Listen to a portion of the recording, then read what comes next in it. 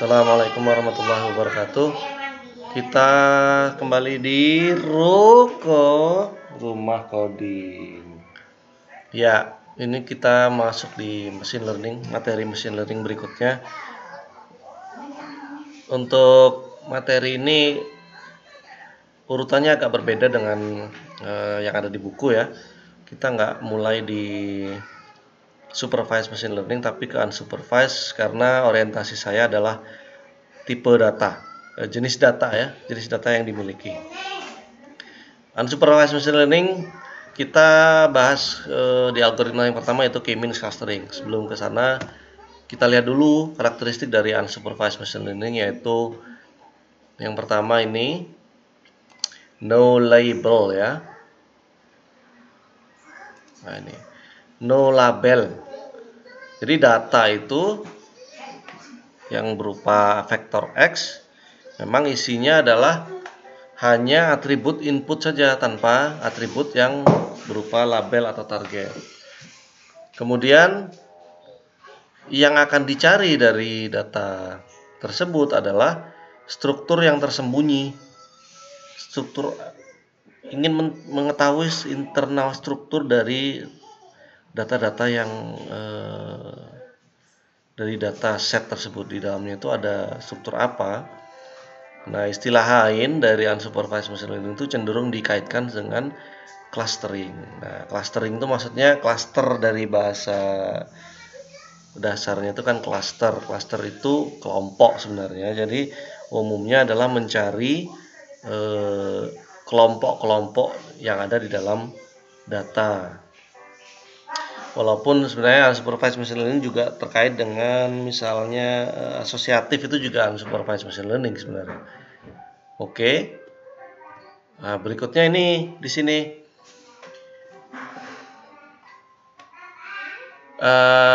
sebut saja D itu adalah dataset. Isinya di dalam dataset itu adalah input vektor semuanya. D ya. Simbolnya D, di dalamnya adalah berupa input vektor. Kemudian kita akan mencari kelompok dari sampel-sampelnya berdasarkan kemiripan, similarity. Nah, apa itu similarity? Similarity di sini karena data itu sifatnya adalah angka, ukuran, angka, nilai ya, maka similarity di sini itu adalah jarak antara satu sampel dengan sampel yang lain. Kemudian jenis-jenis clustering itu ada dua sebenarnya secara umum, yaitu partition based atau hierarchical. Kalau partition based berarti dia memilah-milah dataset ini menjadi bagian-bagian ya, sub-sub bagian atau partisi. Kalau hierarki maka bentuknya itu tidak berbeda dengan partisi, tapi lebih seperti kemiripannya ini berdasarkan disusun dalam bentuk pohon atau hierarki. Ilustrasinya adalah ini dataset ya. Dataset D adalah vektor yang terdiri atas sampel, di mana ini untuk contoh sampelnya itu terdiri atas dua atribut A1 dan A2. Satu sampel itu kita sebut sebagai xi, di mana i itu adalah nilai dari 1 hingga n, atau n ini jumlah sampelnya. Jadi ini contohnya di sini ya. Saya punya sampel, kalau saya scatter plot dari dengan koordinat A1 dan A2 aksisnya, maka nanti saya akan bisa melihat bahwa x1 itu posisinya di sini, x2 di sini, X3, X4, X5, X5, 6 dan seterusnya. Di sini ada XI, ada XI plus 1 dan seterusnya. Jadi kalau kita lihat secara visual, maka hasilnya itu kira-kira plotnya seperti ini. Nah, secara visual kita manusia itu bisa menginterpretasikan bahwa di situ ada dua kelompok, ada dua klaster. Tapi kalau komputer bagaimana? Itu yang akan diselesaikan oleh algoritma clusteringnya. Nah, algoritma yang umum untuk menyelesaikan ini, yang paling umum dikenal oleh orang untuk clustering itu adalah K-means clustering. K-means clustering itu adalah jenis partition based clustering algorithm. Jadi intinya ada dataset, terus tugasnya K-means adalah memilah-milah supaya menjadi beberapa kelompok yang mirip kelompoknya. K-nya itu adalah jumlah klaster yang akan dicari. K-nya nggak diketahui, tapi ditentukan oleh algoritmanya. Jadi misalnya K ini bisa mulai dari, kalau satu kan nggak berfungsi nanti kalau nilainya K sama dengan 1. Tapi biasanya mulai dari yang minimum adalah K sama dengan 2 hingga tidak terhingga, atau K sama dengan jumlah sampelnya. Tapi biasanya K 2, 3, 4, 5 dan seterusnya. Itu dicari nanti K-nya itu ditentukan, kemudian algoritmanya akan menentukan apakah K tersebut itu sesuai dengan apa yang dicari ya. Kemudian setiap cluster itu memiliki centroid. Jadi K tadi itu kan jumlah partisi yang akan dicari. Jumlah partisi yang ditentukan, bukan dicari ya, ditentukan. Kemudian centroid itu adalah pusat dari masing-masing klasternya. Nah, bagaimana K-means ini bekerja? Algoritma K-means itu seperti ini. Ada secara umum itu cuma ada 4 tahap ya. Pertama adalah di mana K harus ditentukan dulu ya, harus ditentukan dulu nilai K-nya.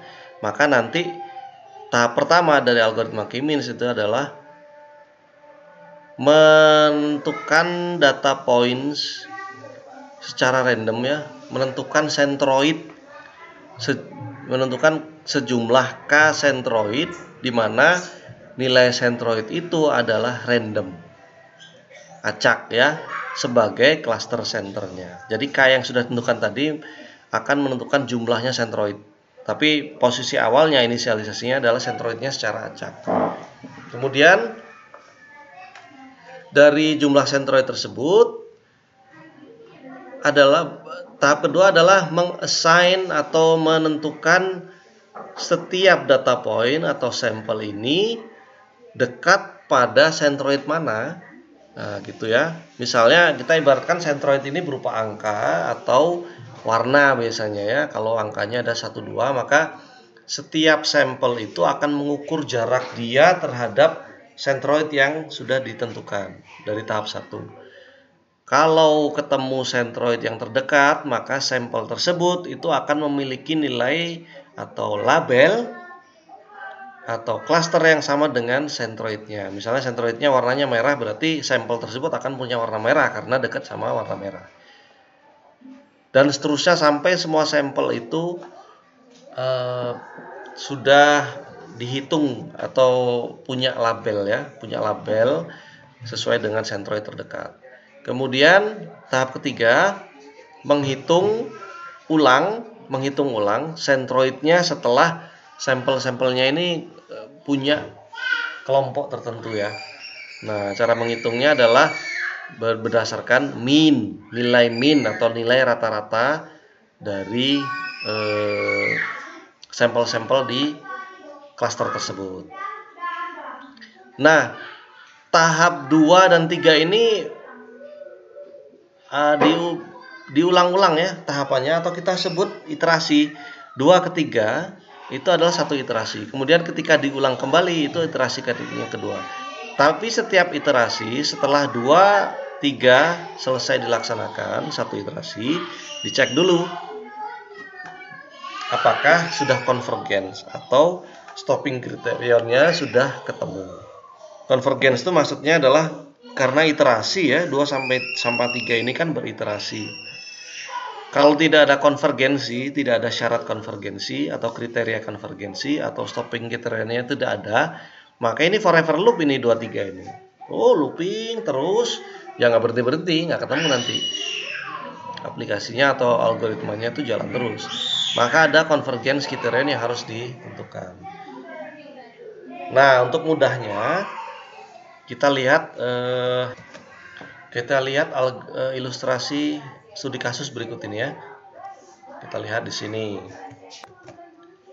Ini ada dataset seperti ini.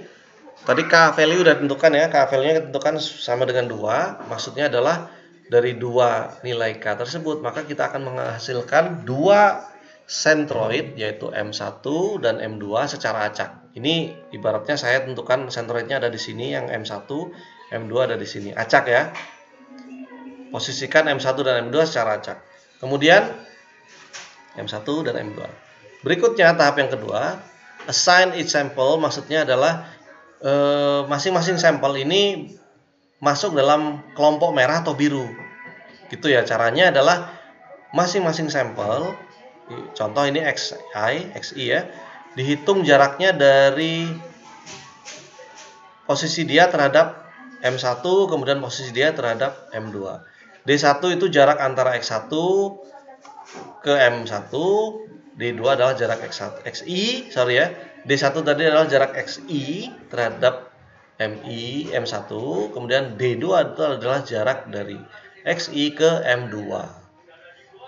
Kemudian XI ini akan punya warna sesuai dengan D1 atau D2.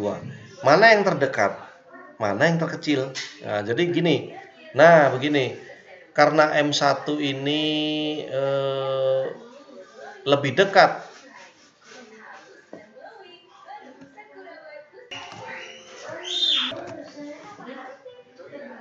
karena dilihat sini ya ilustrasinya dari XI ke MI1 dan M2. Karena D1 ini lebih kecil dari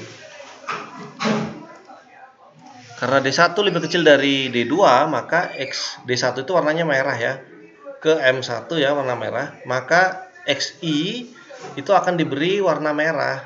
XI-nya berubah jadi warna merah karena dia lebih dekat terhadap sentroid M1 yang warnanya merah. Nah, proses ini diulangi terus sampai semua sampel itu akan memiliki warna yang sesuai dengan sentroid yang terdekat. Gini akhirnya jadinya. Nah, ini setelah dihitung jarak antar sampel terhadap setiap sampel terhadap masing-masing sentroid, maka semua sampel yang tadinya putih itu akan punya warna yang sesuai dengan sentroidnya.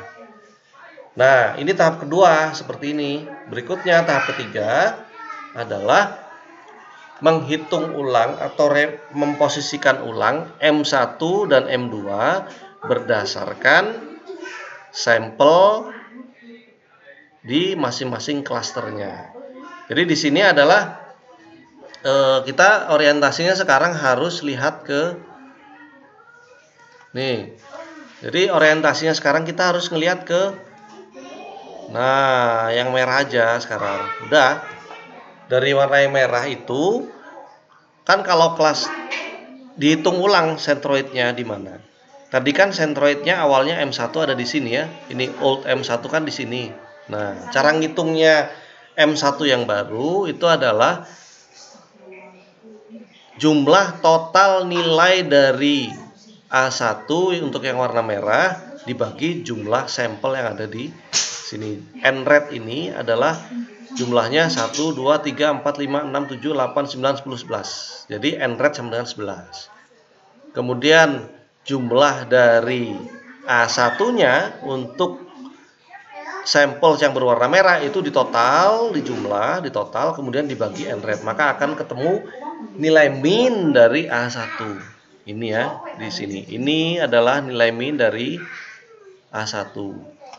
Kemudian dihitung juga nilai min untuk A2-nya pada sampel yang merah. Sehingga dari situ ketemulah M1 posisinya di sana. Begitu pula dengan M2 posisinya baru di sana. Setelah dihitung min dari A1 dan U2 pada sampel warna biru. Ya, begitu cara menghitungnya. Kemudian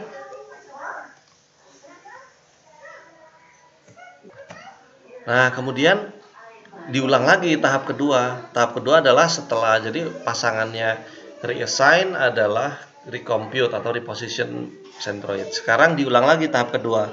Tahap kedua kondisinya adalah seperti ini. M1 sudah berada di sini, M2 ada di sini. Berarti hitung ulang jarak tiap sampel terhadap masing-masing centroidnya, kemudian di-assign ulang. Hasilnya adalah seperti ini akhirnya. Sampel yang cluster yang berwarna merah akan punya member yang seperti ini. Anda lihat ya, yang tadinya merahnya di sini, sekarang mereka jadi biru. Ya, ini saya pakai pointer aja. Ini ya, perhatikan di sini dan di sini. Nah, tadinya kan warnanya beda ya. Sekarang karena jarak terdekat terhadap centroidnya itu adalah sedemikian rupa, maka yang ini tadi berubah menjadi warna biru karena dia dekat dengan centroid M2. Sedangkan yang ini itu dekat dengan M1 karena jadi warna merah karena dekat dengan M1. Begitu. Terus begitu setelah reassignment beres, berikutnya adalah reposisi atau menghitung ulang nilai centroid M1. Tadi kan M1 di sini ya. Karena dengan cara menghitung nilai min untuk A1 dan A2, maka M1-nya bergeser ke mari. Nah, ini M2 juga begitu. Terus tahap 2 dan 3 ini diulang terus-menerus sampai convergence. Nah, tahap keempat ini ngecek konvergensinya. Apakah jadi convergence itu ada tiga ciri-ciri ya. Yang pertama adalah no minimum, tidak ada atau perubahannya itu minim sekali untuk nilai-nilai yang berada di dalam klasternya. Dalam klaster ini ya, dalam klaster ini, dan dalam klaster merah atau biru. Baik itu untuk reassignment maupun untuk centroid. Convergence atau stopping criteria yang kedua itu adalah iterasi. Untuk step yang kedua dan ketiga itu memang kita atur supaya dia beriterasi sebanyak misalnya 100 kali ya. Setelah 100 kali dia berhenti. Ini yang paling gampang ya. Atau minimum decrease of the sum of square. Jadi penurunan errornya dari jarak itu memang semakin mengecil. Nah, ini rumusnya adalah begini ya. Nah, ini algoritma seperti ini itu berlaku untuk K-means. Jadi dengan adanya stopping criterion atau konvergensi, maka algoritma K-means itu bisa berhenti sesuai dengan syarat yang kita pilih. Apakah yang ini atau iterasi atau minimum decrease dari sum of square of error. Jaraknya gitu ya.